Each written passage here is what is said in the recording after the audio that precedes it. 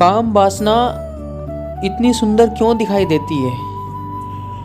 क्यों संसार में सबसे अत्यधिक सुंदर काम वासना ही दिखाई देती है? इंसान ज़िंदगी में बहुत कुछ चाहता है, लेकिन हर चीज़ के पीछे और हर चीज़ का जो अंतिम लक्ष्य है उसको कहीं ना कहीं काम वासना ही दिखाई देता है। लेकिन जब वो काम वासना में उतरता है तब वो तृप्त नहीं हो पाता।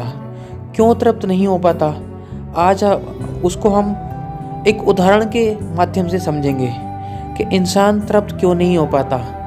देखने में जितनी सुंदर दिखाई देती है काम वासना, भोगने पर उतनी सुंदर प्रतीत नहीं होती, वो तृप्ति नहीं मिलती, वो सुख नहीं मिलता जितना आदमी पहले सोचता है। इसको समझते हैं हम एक उदाहरण के माध्यम से।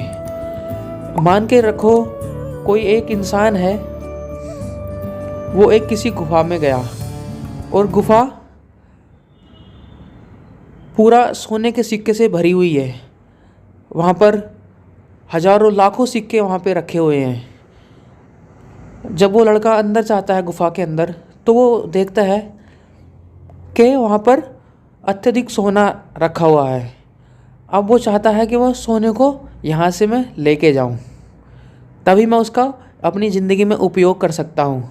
लेकिन उस लड़के के साथ समस्या क्या है? वो लड़का सोना ले जाने के करने के लिए कोई बैग, कोई थैला, कोई इक्विपमेंट साथ में नहीं लेके आ रहा है, एंड उसके कपड़ों में कोई पॉकेट भी नहीं है जिसमें वहाँ पे रख सके। तो अभी वो सोना वहाँ पर कितना भी हो, लेकिन वो मुट्ठी भर सोना ही बाहर लेके जा सकता है। उसी प्रकार काम वासना भी जब हम देखते हैं तो वो गुफा में रखे सोने के समान दिखाई देती है, लेकिन हमारी उतनी सामर्थ्य नहीं कि उसको हम सारे के सारे को भोग सकें, सारे के सारे को आनंद प्राप्त कर सकें। इसलिए काम वासना अपनी कैपेसिटी के हिसाब से ही इंसान भोग कर सकता है और वो उतना ही तृप्त हो पाता है।